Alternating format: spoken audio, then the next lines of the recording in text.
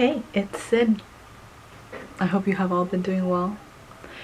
I certainly have been hanging in there and doing my best, taking it one step at a time. Today we're actually going to have a real talk one-on-one with the conversation topic that I believe is very important, and it is about my relationship with the divine masculine energy.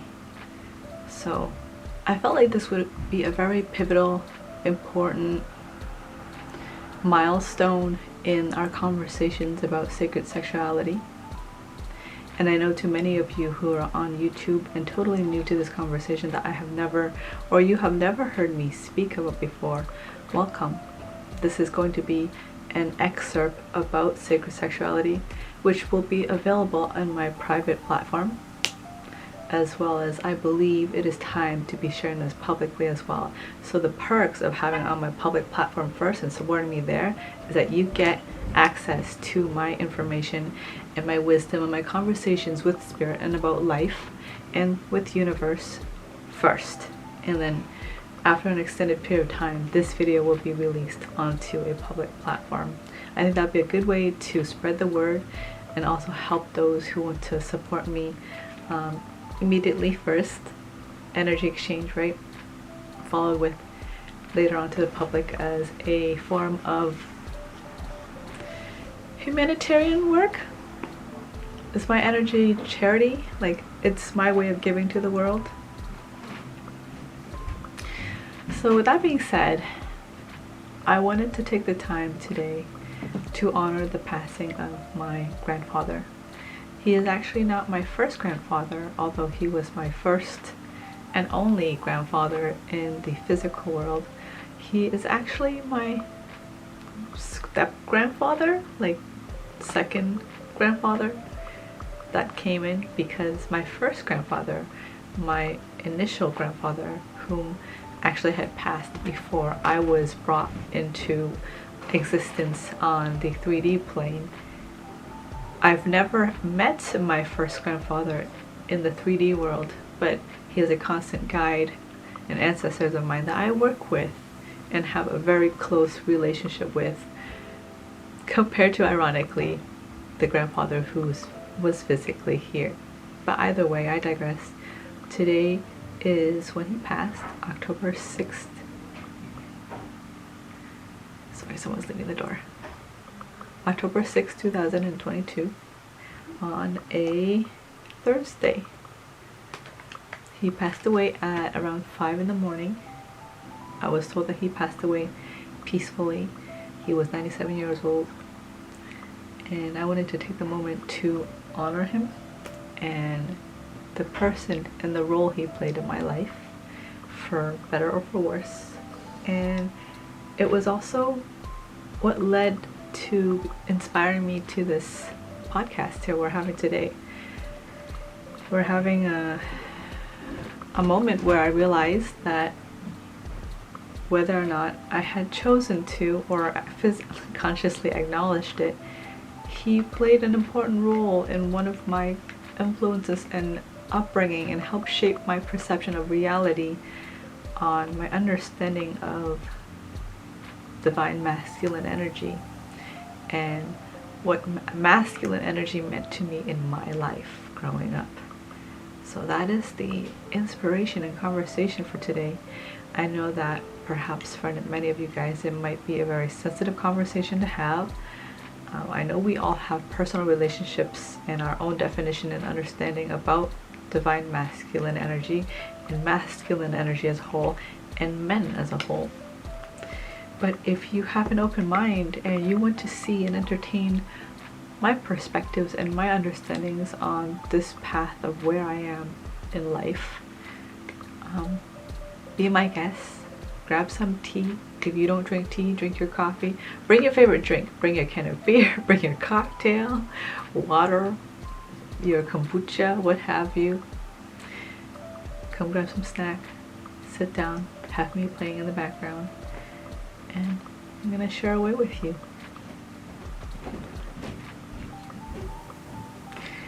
I briefly had noted all the viewpoints I wanted to make sure I covered in this conversation with you guys.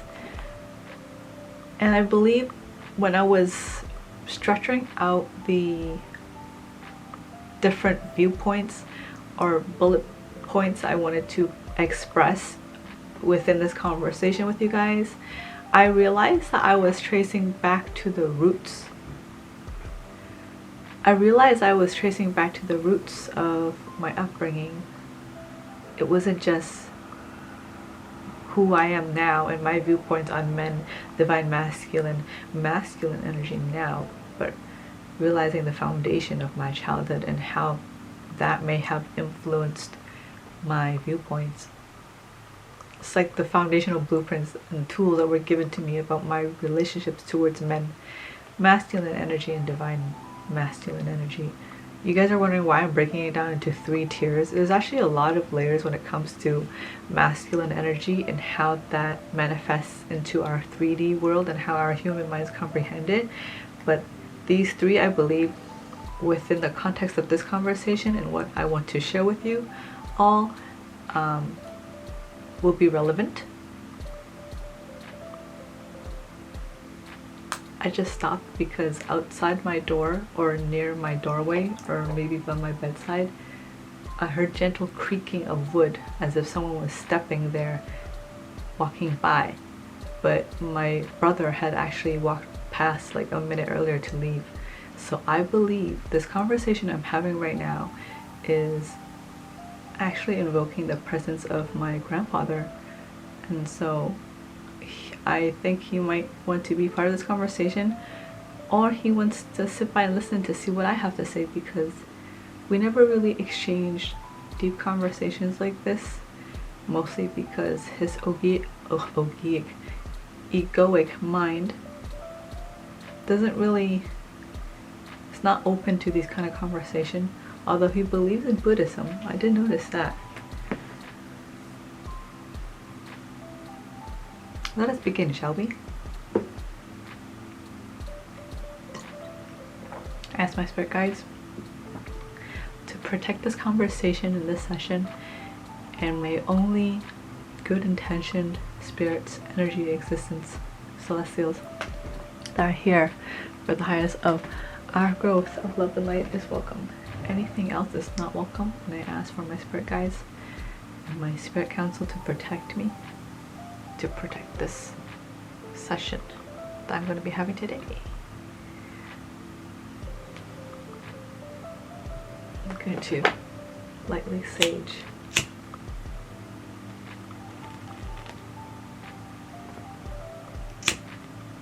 or smoke cleanse.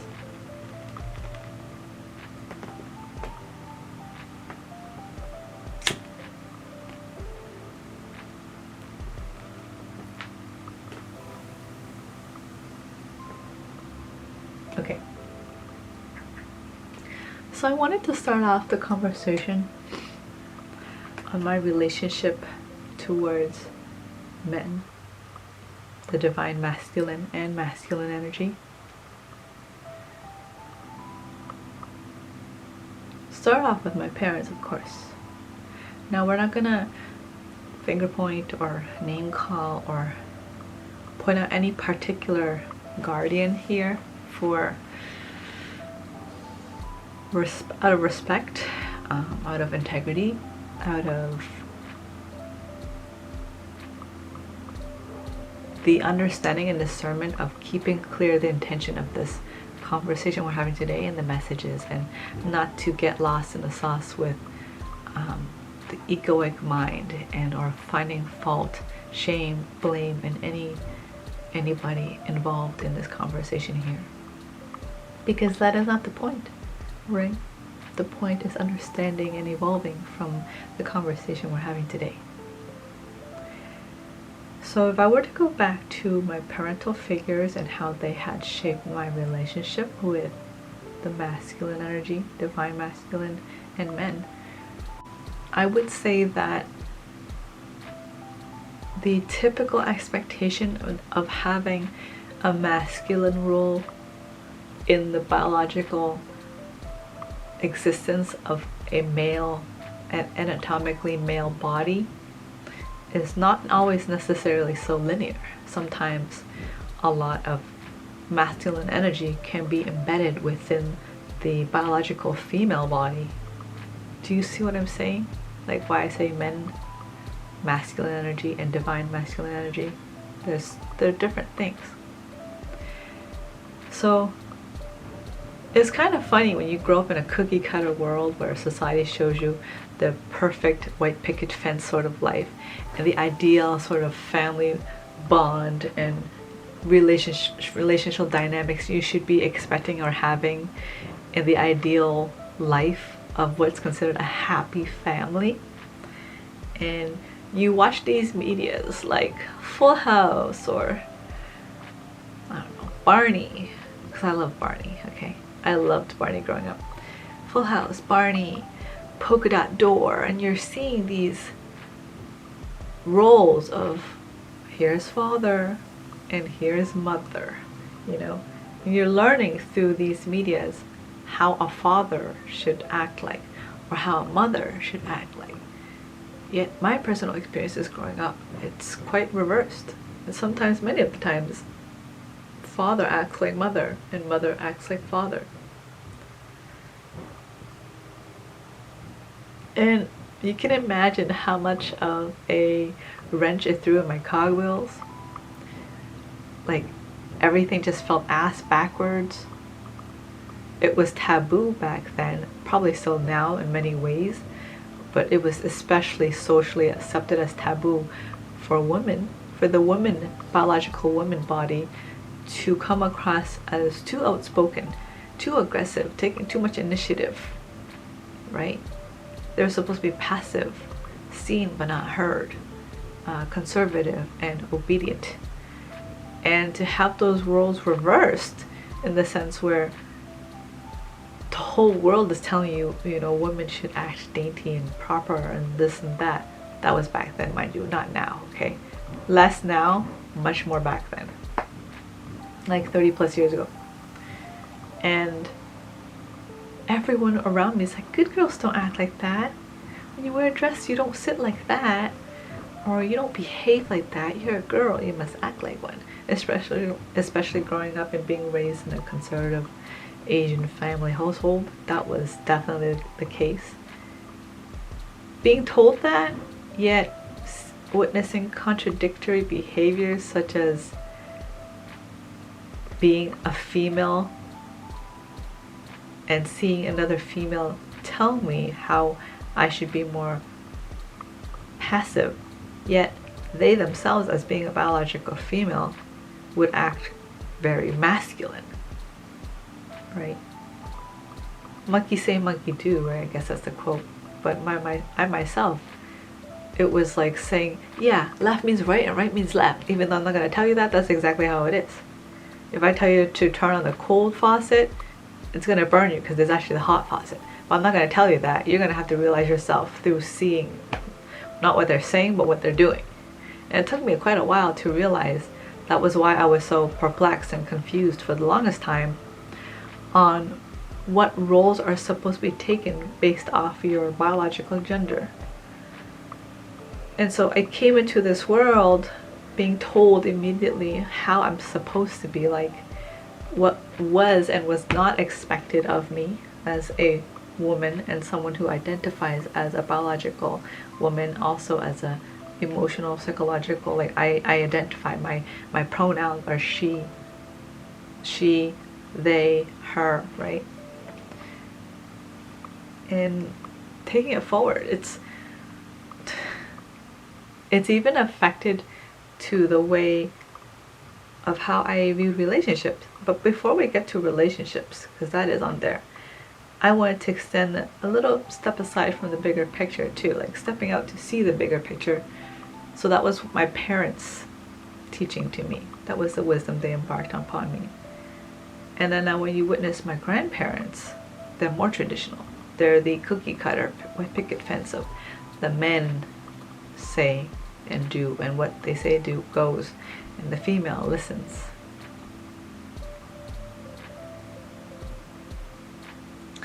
And it also didn't sit right with me either.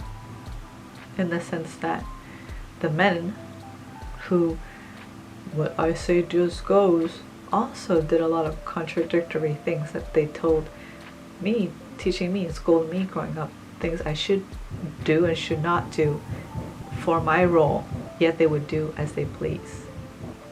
So a lot of contradictory behaviors, as you can see here. And so my embracing, I don't know why I was so hyper fixated to this as a kid growing up.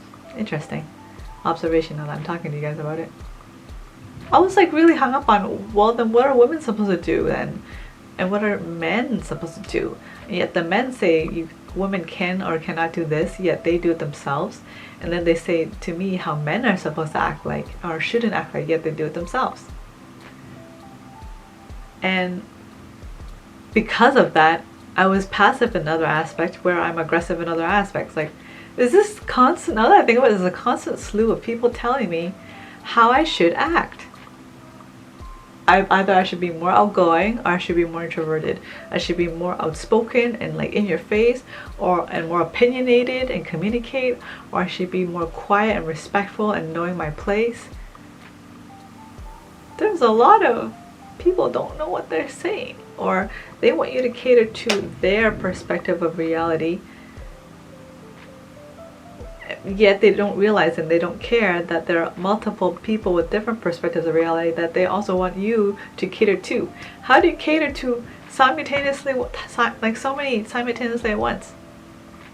It's going to be exhausting, right? So having a traditional viewpoint, but then also seeing the contradiction of it,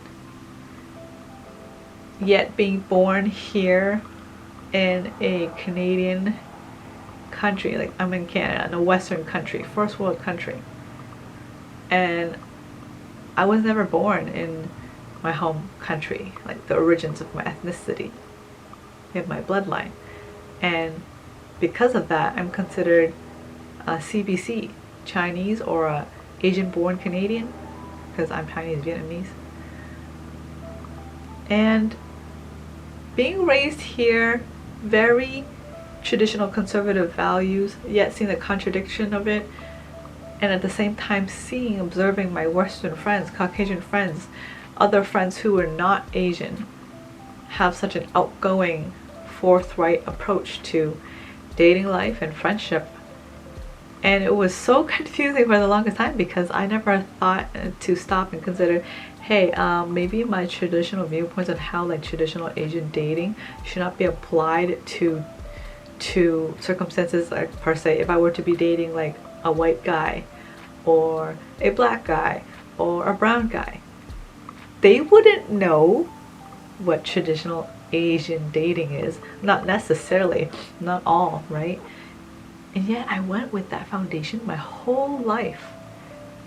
An unspoken assumption that I just thought other people knew or would know better too because they liked me or they were dating an Asian. I just assumed because they were dating an Asian they must understand what Asian dating customs are. And so I would go dating people and end up being sorely disappointed because I failed to realize that the disconnect of the lack of understanding from their viewpoint of my culture, or the culture that was projected onto me with the values, and my understanding of their culture. I didn't realize I was trying to make two worlds work together. I was just painting over everything with the same shade, thinking that people would just understand or know. And if they didn't do certain things, it would be disrespectful.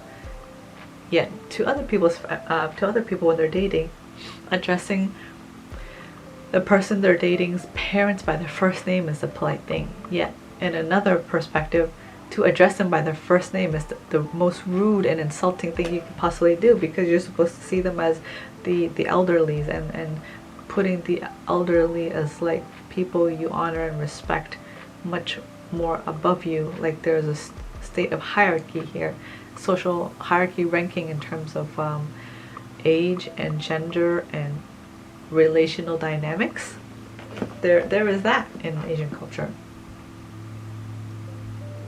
So when I finally realized that I was trying to apply traditional Asian dating viewpoints and customs to my westernized relationship dynamics, it answered so much of why I was so frustrated, why all my relationships didn't really seem to work, at least at the time, right?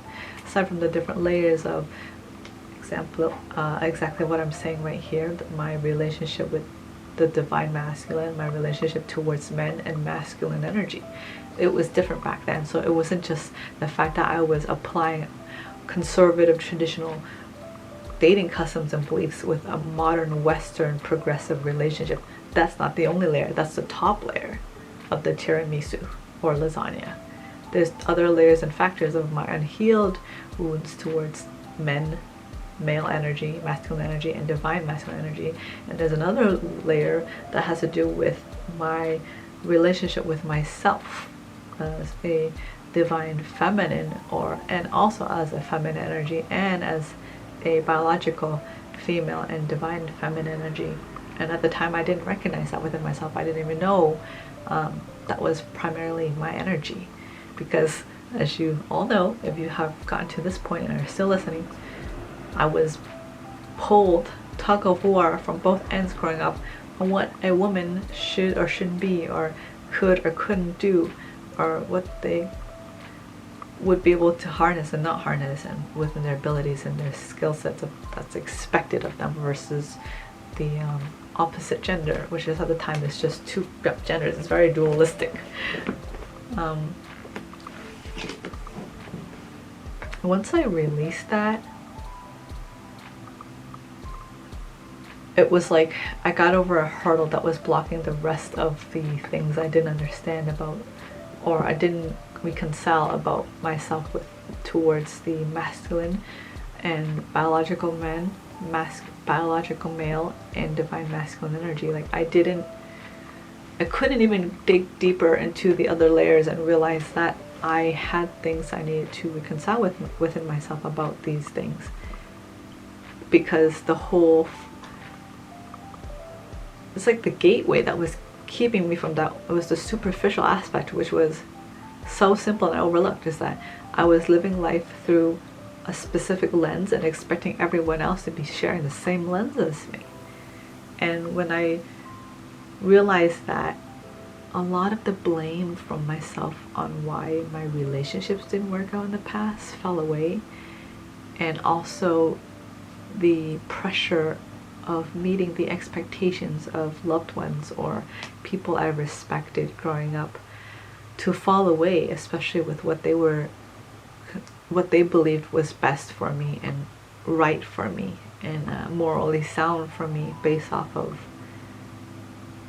what was expecting me to behave and the type of dynamics I should be having with men around me, and what kind of relational dynamic I should be having with a particular man around me, and how it should play out. Like there is like steps to it.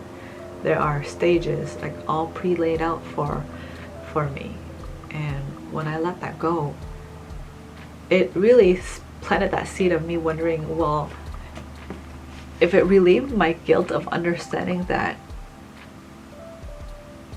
part of the relationships and why they didn't work and why they fell apart had nothing to do with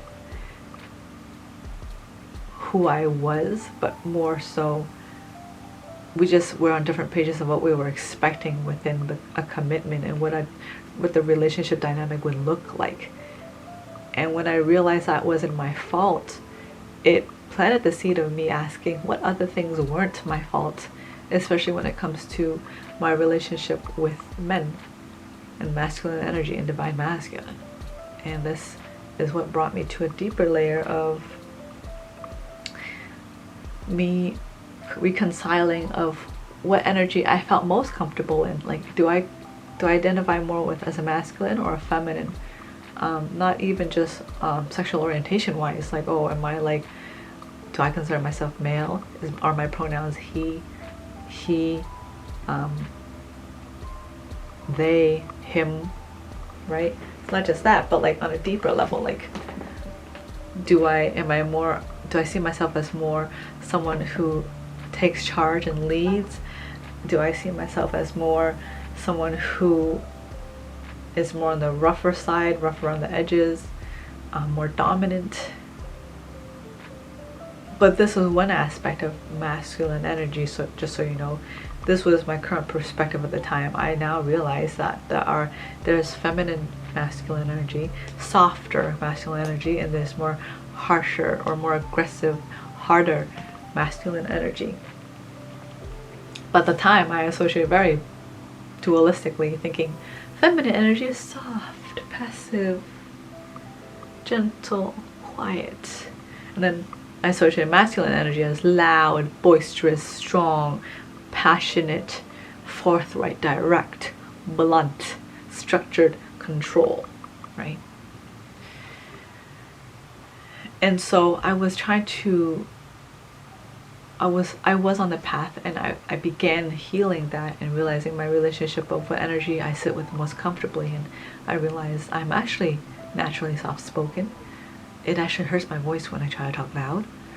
And I'm naturally a softer person. Although I have developed, and there are aspects of me that can take charge and take the lead and be aggressive and have control and structure when needed. But my natural state, like my resting state, is a feminine energy.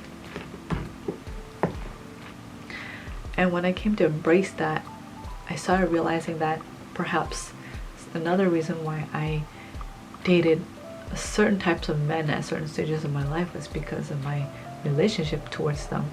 Like, for instance,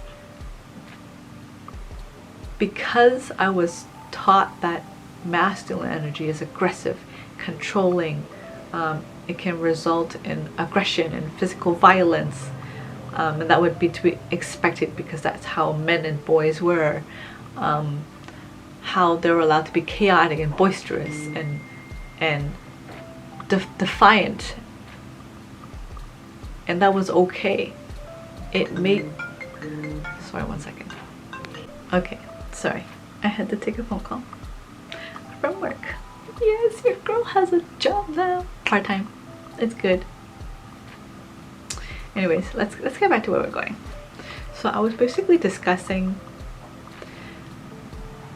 the understanding of what masculine energy was taught to me, and the world viewpoints of the men and the women in my life growing up, and their viewpoints of how masculine energy looks like, as well as media teaching me.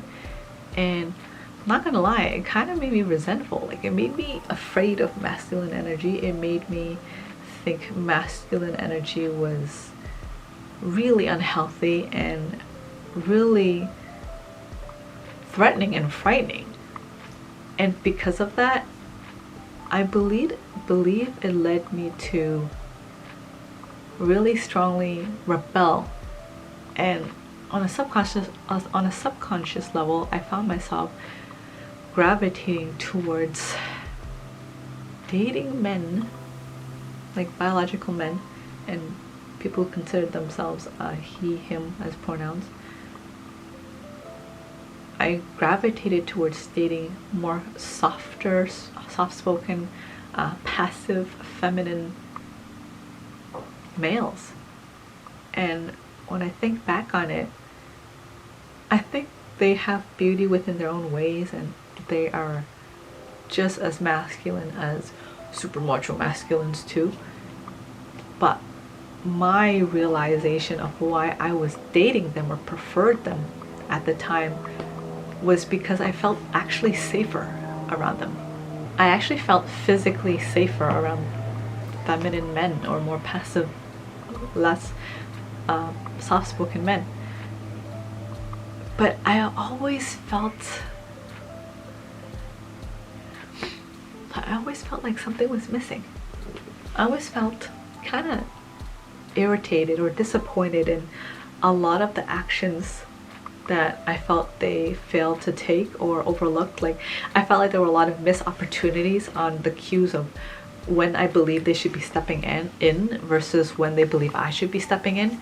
And we would get into arguments about like who should be doing what, like things like, oh, like, why don't you make the phone calls and the reservations? Like, why do I have to do it all the time? Like, why don't you plan it? Or like, I don't feel comfortable talking on the phone. Why don't you do it for me? You are better at talking to other people than me. And that was when I realized, why am I doing all the work?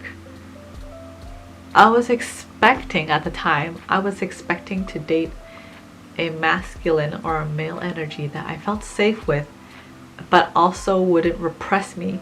And I would be so afraid of being repressed that in turn I would become super aggressive, like a dominant woman. And that would make me feel balanced. That was what brought me to balance in a state of feeling leveled, is by being with someone who's of a softer dynamic and wouldn't once ever try to question my motives or question or give me a hard time for the way I express myself for the most part. So I dated men like that thinking it was actually balanced like this. But in actuality, they were soft-spoken to the point where they would actually expect me to initiate things. And I grew resentful of them because they were so passive that they were just letting me do all the work. But that was a trade-off in the sense that they didn't know when to step in, and maybe their natural energy was to be in the feminine masculine, the more softer masculine energy. And their natural inclination is to let me guide. But I didn't realize that going in, and I became resentful of them because I wanted them to be dominant in the sense that they know when to take initiative and when to lead and when to take action, but also be soft enough to step back and let me speak whenever I wanted to. I didn't realize that I was trying to expect to see certain behavior results and behavioral dynamics when I was already leaning so heavily towards masculine energy who was on the softer side. But at the same time, on the flip side of this coin, on this other side of this coin, I didn't want to date people who were super masculine. I didn't want to date people who came across as macho. Do you see how dualistic my viewpoint was? Because I was afraid of them. I was afraid that as much as they made me feel safe, they also would hurt me in return, or they can put me in physical danger if I said or did something they didn't like, because they would be like a bear to me. I'm like this little squirrel. So what a weird comparison.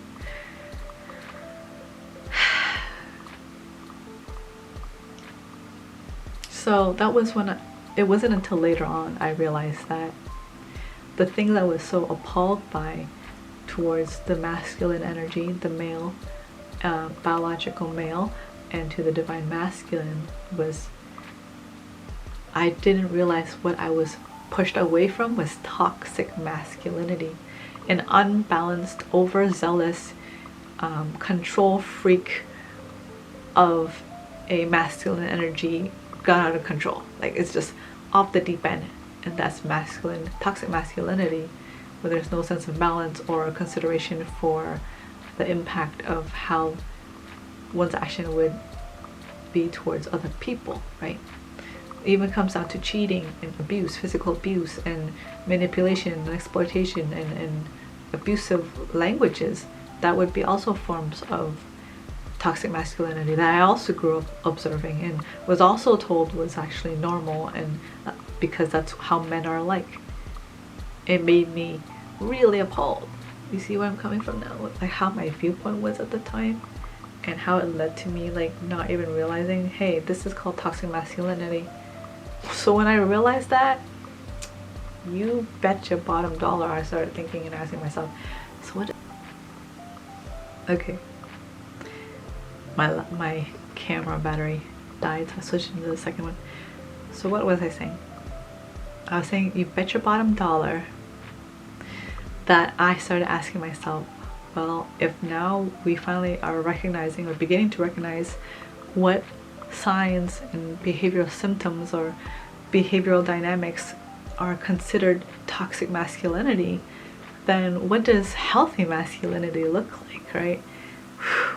That threw me into a rabbit hole, because not only did I start questioning what is healthy masculinity, I started thinking, well, what's healthy femininity? Considering I grew up with guardians who would take on both roles, either one's masculine and then one's feminine, when expected in society this is supposed to be feminine, that's supposed to be masculine, or sometimes they switch. It's like they're confused themselves. And so it led me to not only want to understand how to identify healthy versus toxic masculine energy, it made me realize the importance of what is healthy feminine energy then versus toxic feminine energy, because they would both take on either roles. And from all the things growing up, I realized that neither was both conducive or productive or beneficial, both from either the feminine standpoint or the male standpoint in terms of energy and dynamic and gender roles in society. So that led me down the rabbit hole, and it actually ironically, or maybe not ironically, it led me to start embracing the different beauty of feminine energy, to start opening my eyes towards identifying what feminine energy looked like. How many forms of feminine energy and divine feminine energy can exist around me in different facets of who I am, the personality aspects and traits and quirks I have within me, my tendencies, my strengths and my weaknesses, as well as in others, and on what spectrum of divine feminine energy did I find myself associating with, and to what degree am I feminine, and to what degree am I more on the masculine end scale of within the feminine energy, divine feminine spectrum. I don't know why I just choked like that. Hold on.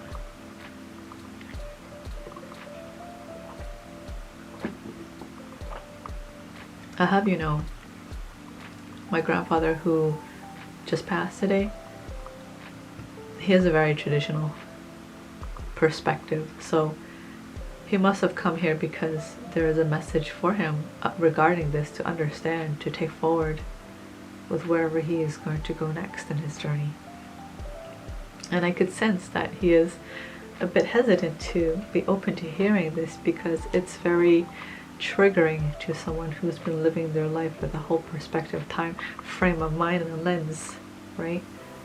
But I'm being told by my guides right now that when we cross over to the other side, we're a lot more open-minded than when we were in our former bodies, because a lot of our egoic self, which is tied to our physical presence and self-preservation, is released. And then in the spirit form and energy form, that is not a priority or concern. And so because of that one more layer of density removed, that's what I'm hearing, it is easier for the soul to comprehend and receive these messages.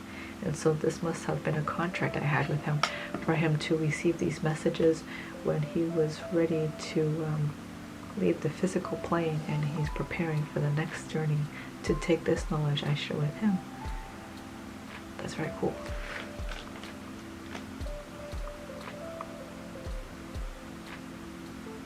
I started to find where I am on the spectrum of divine feminine energy, and I started to realize it wasn't always one way or the other.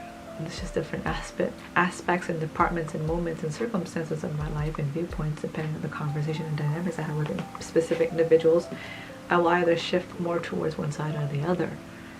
And as I became more fluid with that, it also translated into a visual expectation of what I considered or identified as beautiful within the feminine, both on a biological standpoint or those who have transitioned, just the feminine body.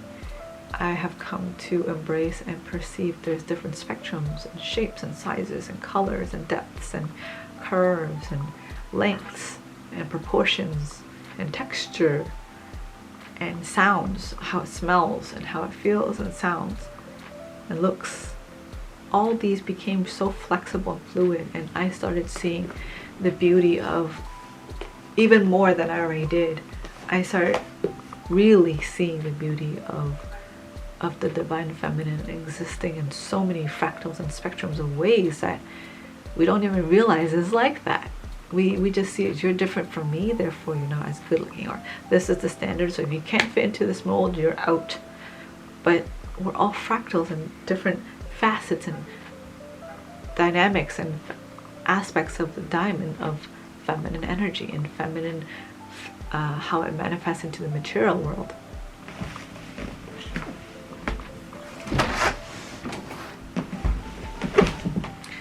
And when I began embracing that, as my body changed during the pandemic and seeing how it went from like super skinny, like skinny fat, or skinny, like skinny weak, no muscles, like I can't even pull open like a mall door. I'm not saying weak as a negative way to anyone who associates or relate with that. I just meant like on a scale of strength, you know, like just literally, no judgment here, like weak to strong. Like I was on the weak end, and turning to someone who became fit and like having an athletic type body, slender and skinny and toned but strong, to during the pandemic I started gaining weight and I wasn't skinny anymore. I was actually curvy and strong. But then the tail end of the pandemic, when my lifestyle changed and I started falling off the ball with exercising, I became more curvy, heavy, and weak. And as I saw those phases and I went through it, I had a realization of a self-acceptance and realized how much my body fluctuates and how organic it is.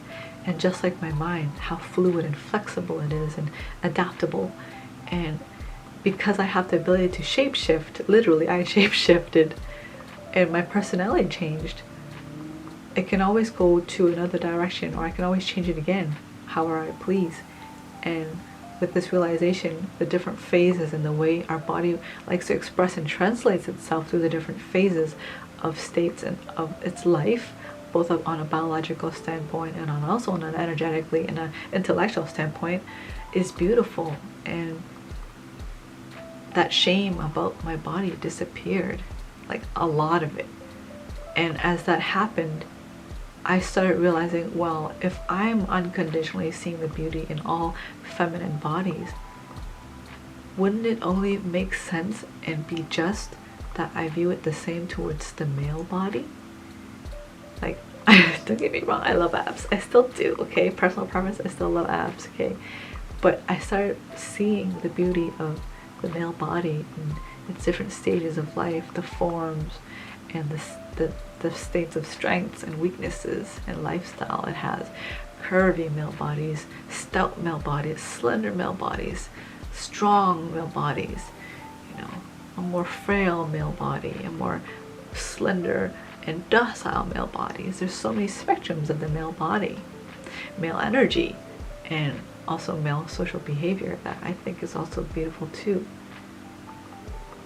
And as this started forming and as it started evolving, I noticed that my relationship with authority figures and with authority as a whole started changing as well. And even down to lifestyle shifts where I am okay with waking up at 9 and working till 5 instead of feeling constricted, controlled, and forced and coerced into living a life following like every other sheep, you know, like a sheep being herded, instead of seeing it like that. So seeing it from such a standpoint where I was always in opposition, to realize maybe this is good for me.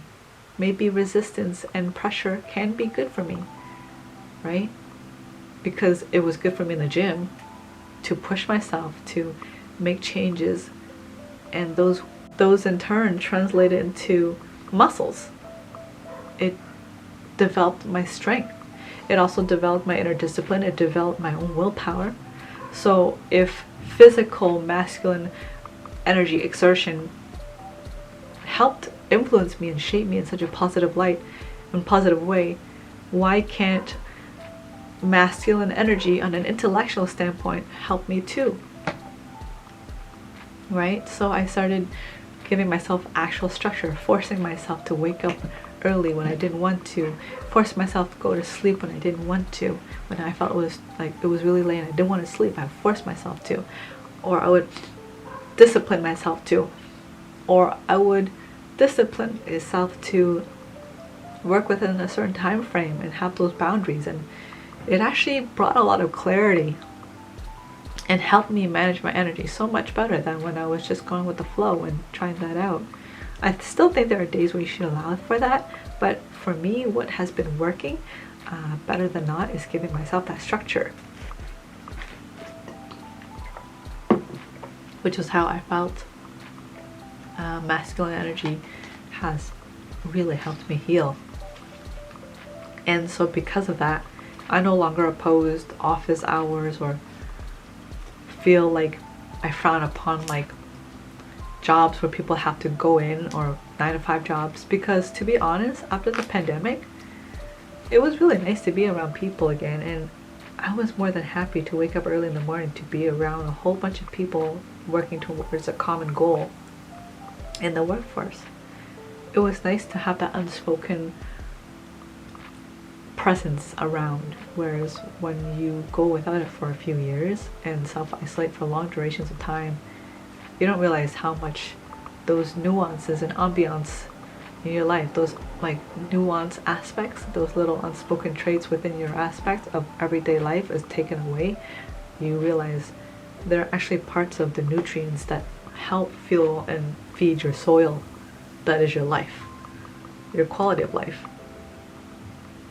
And so instead of being intimidated by male authority figures, I started respecting them and feeling confident and assured that these male figures have strengths and weaknesses, and that's why they're in the position they're at.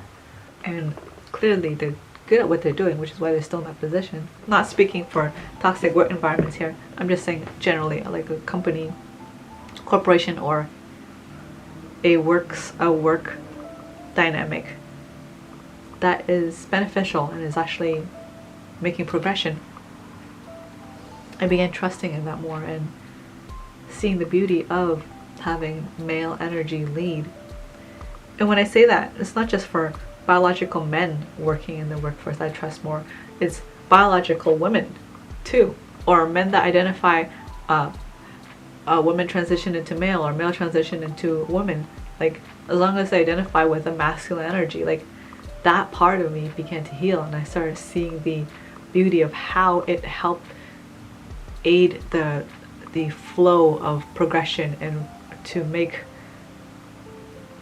productivity happen, instead of being in a constant state of mind where I'm finding flaws and fault and shame in the divine masculine energy, and seeing how, look how pushy they are, or how bossy they are, or look how controlling they are, and people don't feel safe around to speak up, or people are intimidated. Now the flip side I see is I still acknowledge those aspects, but I also see things like, wow, look how other people respect them. And because there is a slight level of fear, there is also the understanding of the value reflected upon this leader, how these people really do care what this person has to say, or they are intimidated because it's reflecting an aspect that's unhealed within themselves of authority figure that maybe they're not comfortable embracing or stepping into as well. Like, I'm not saying that you're supposed to step into it, but I think being able to be comfortable around an energy that seems to polarize you means you understand the significance and the relationship of the dynamic between something that's so polar to you and how it actually works together. Harmonization, right? So I feel like in the past I would be triggered, but that's because I didn't trust dominant energy, and I only understood one facet of it, which was the toxic aspect. And I also didn't feel safe. I didn't trust it. I didn't feel safe around the energy because I didn't see how an energy like that would protect me. It just seemed like a big hurricane that's just full of destruction. Whereas now I know when it's harnessed correctly and honed correctly, if masculine energy is used in a righteous way, I also hear, in a way that is good, it brings more protection and healing and safety and nurturance than a masculine energy that is unhealed. Instead of bringing chaos and destruction, it would bring certainty, stability, and protection. And being able to discern and notice the difference between those either two spectrums, such polarizing viewpoints of the energy, to be able to discern between the levels of it and finding what you're comfortable with or what you're discerning as boundary breaking, I think that would really help you set a tone work on your path of healing as well with your relationship with the masculine energy. And maybe right now you prefer to be around more feminine, passive, soft-spoken masculine energy. That's what's going to hold the space for you. Sorry, there's a garbage truck outside. Is what will hold space for you. It's so funny because all this conversation I'm having right now with you guys is so cleansing and detoxifying for me. And literally, a garbage truck is passing by and helping take out the trash. It's literally the ending of a cycle. In a few days, it's going to be a full moon too. So it's so funny. Just everything's just clearing out. Intellectually, emotionally, psychologically, spiritually, and physically. Like reflecting my reality. So when you find that level between like soft masculine and like aggressive masculine, and find a spectrum of where you're comfortable with, and then you can surround yourself with dynamics like that so you can feel and bring yourself into balance. That's where you need to be at this moment. Maybe you need to be the more masculine energy and be around more passive energy so you could find and hear your voice and experiment without feeling like you're in danger or you'll provoke anything, right? Because that's why ego clashes, is when like double masculine or double feminine go against one another through comparison of what should be right or who has the upper hand of strength and domination, whether through aggressive action or passive action.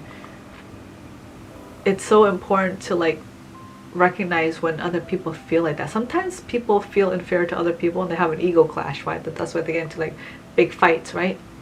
The egos get into fights. So find a spectrum where you feel is harmonizing you. Okay, maybe a more passive masculine and you're more like an aggressive masculine. Find that dynamic so you can explore yourself and heal. And as time moves on, you can always shift from that.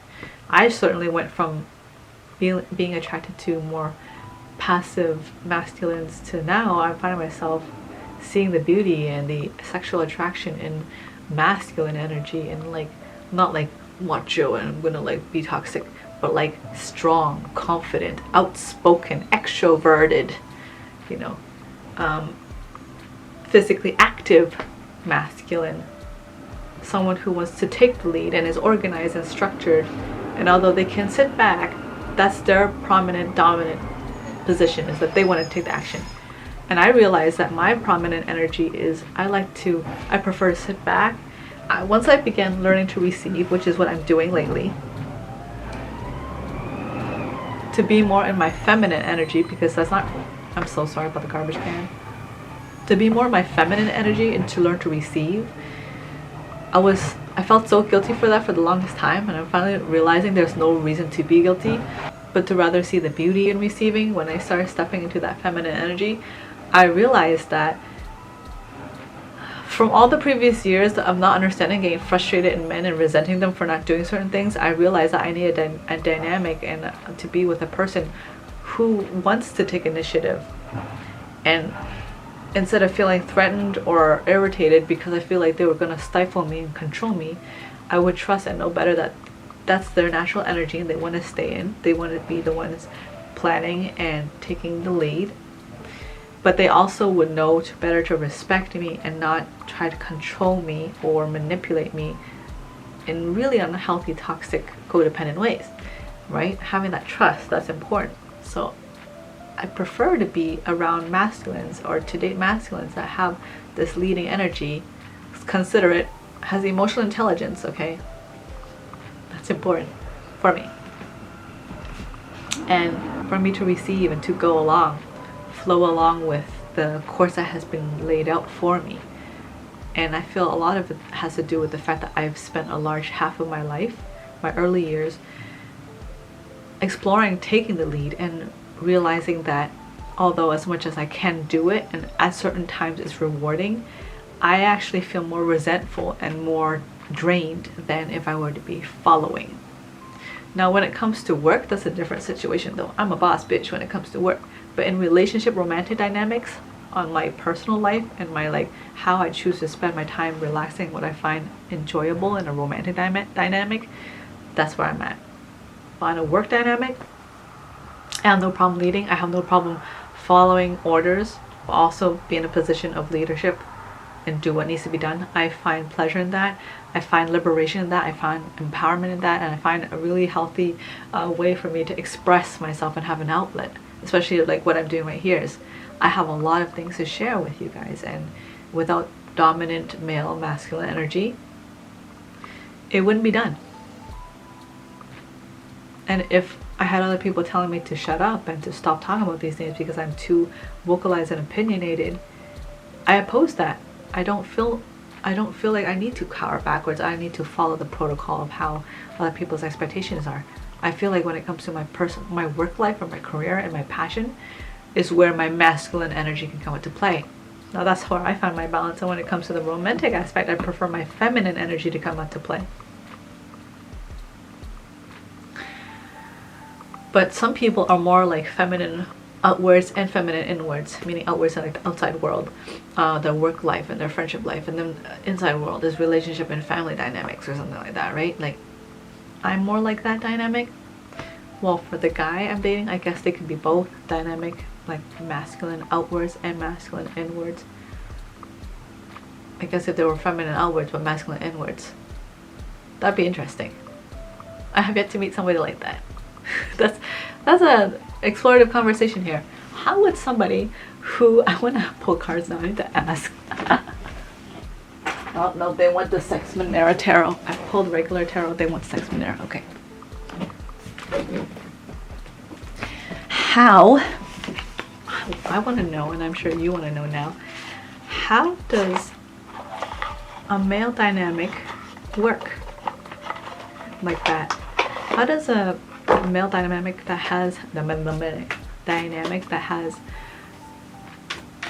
passive feminine male energy on the outside world, yet masculine energy on the inside world, how does that work? What kind of person would look like that? Like in sense of like, what is their lifestyle and their mindsets? 3 cards, please. How does that look like? Because I'm trying to fathom how that manifests in the physical world, right? Because anything, all sorts of dynamics can exist. Okay, I just got, before I even looked at the cards, I had some examples like female to male transitions, like people who have transitioned into transgender, or male to female transgender. There's an aspect of themselves that still have lived a large portion of their life as a feminine energy or a masculine energy, and because of that they still identify that as part of who they are. They don't think there's anything wrong with it or anything that needs to be shed. Some people don't think that way, but this particular energy does. So that's why they feel like maybe on the outside, if they were naturally, they're so used to being in a feminine energy before they transition into male energy, they still feel safer, and it's like almost like a default to the outside world. They're used to showing a more feminine side, whereas in personal life and relationship they feel safer, and they feel safer to be their true selves, so therefore they show their masculine side and vice versa. So what about someone who's biologically masculine, born as a masculine, identifies as a male, as a man? How would their dynamic be like? So they're more somebody who is like this, who has a more feminine male energy outside in the workplace and with friends, and more dominant energy on the inside, like behind closed doors in a relationship or romantic aspect. These people are really kinky. They're closet kinks, as I'm hearing. We're getting, I don't know why I'm getting the Chariot. There's like a film reel. King of Water, so someone who's very emotional and sensitive, very in tune with their feelings. And then we have Knight of Waters, and for whatever reason I feel like they prefer to do the following than the lead, because they're more like laid back. These type of male archetypes that I'm tapping into, they're more laid back. They feel like they want to take it more easy with work life, so they feel like planning and strategizing and making it like a full-time job is more than what they're willing to put into, and it's not the type of energy management that suits them. So they're happy to just follow and flesh out orders, or follow through the orders, or carry out the orders, I hear, that's given by masculine energy that wants to lead. So that's why on the outside they're more like passive, because they don't have much strategy to have to share. It's more so receiving and understanding and executing. These people are more action oriented, whether it be like physical labor or like they're like tech people and they're like taking action and like doing building. They're building, always building, either with their hands, with their mind, or with their like physical body. And so they may be more passive on the outside and more gentlemanly, but behind closed doors they definitely are very experimental and creative, and they prefer to pour their energy into their love life and how they're more luxury oriented, they're more pleasure focused, and I'm hearing the words hedonistic. They're more hedonistic lifestyle. They're more, I'm hearing like hippies, surfer dudes, people who are more in the spiritual community. Not necessarily all masculine in the spiritual community are like this, but this is the handful I'm tapping into. And they prefer to be more in their divine feminine masculine energy, if that makes sense. The feminine, divine feminine aspect within the masculine energy. They like to read, watch media like movies, read books, be more in the imagination. They also want to be, oh, so this also, but how's that masculine though? How's that more dominant? They express their feminine masculine energy that's from the outside world more aggressively behind closed doors, because it's imaginative, right? What is aggressive feminine energy? It's imaginative, it's passionate, it's expressive, it's feeling, it's, so it's more, okay, I see. So it's not like they become super macho men behind closed doors. They just become more aggressive in carrying out these actions of these expressions with their partners and their more personal relationship dynamics. Okay, so I guess I'm gonna pull one more card. So what about those ones I'm referring to as like super masculine then? Like the super masculine inside? No, there's no such thing. It's harder. More so I'm hearing, at least for now, what I'm channeling, the super leader aggressive ones, they tend to want to be more aggressive outside and inside, or they can be like the ones who are switched, like in the sense that they're very aggressive on the outside and then they become super passive on the inside because they're tired of always taking the lead, right? Okay, I can't show these ones on YouTube. These have to be censored, but these are the two cards. So it's like super taking the lead on the outside world, but then like taking it from the back and the inside. Oh my god, I don't know how many things have not been recorded. Oh no, let me check. I basically was talking about masculine energy and how I'm upset. I wonder how much I missed. I'm basically talking about masculine energy and the different types of masculine energy, like how it's like a math equation, like positive, negative, and negative, positive. Wait, how positive and positive equals a positive, and negative and a positive is a negative, and positive and negative is a negative. Like basically talking about, it seems like there's a math equation. I could be wrong, but this is a channeled message. You guys are more than welcome to leave a comment in the description box below about what you guys think, because what I'm getting from the messages from spirit here is usually dominant male energies prefer to be dominant in the office and closed doors, or they want to be switched where they're dominant in the office and then passive behind closed doors.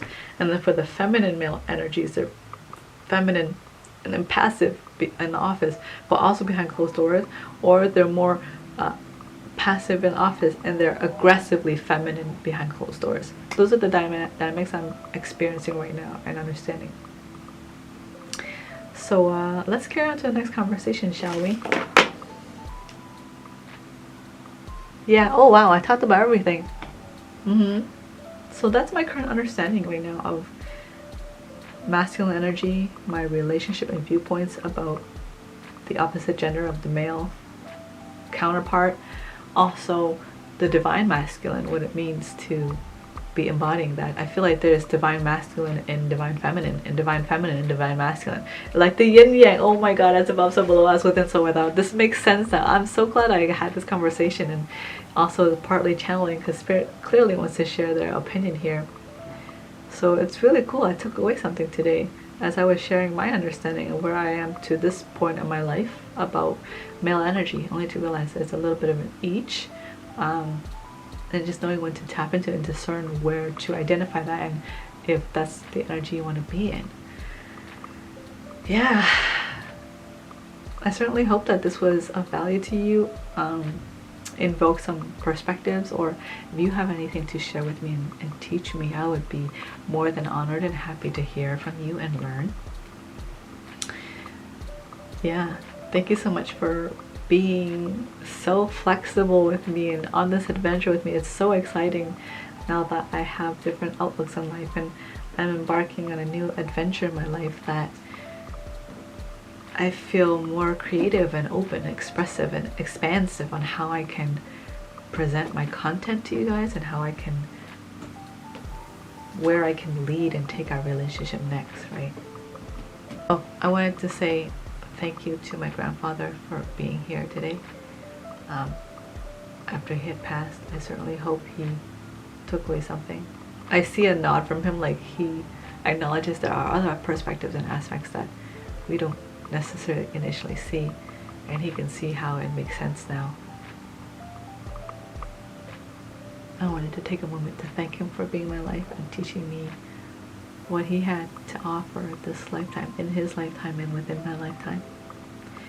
And on behalf of all men, both biologically born or transitioned, or even just embodying it with an energy, I appreciate and love each and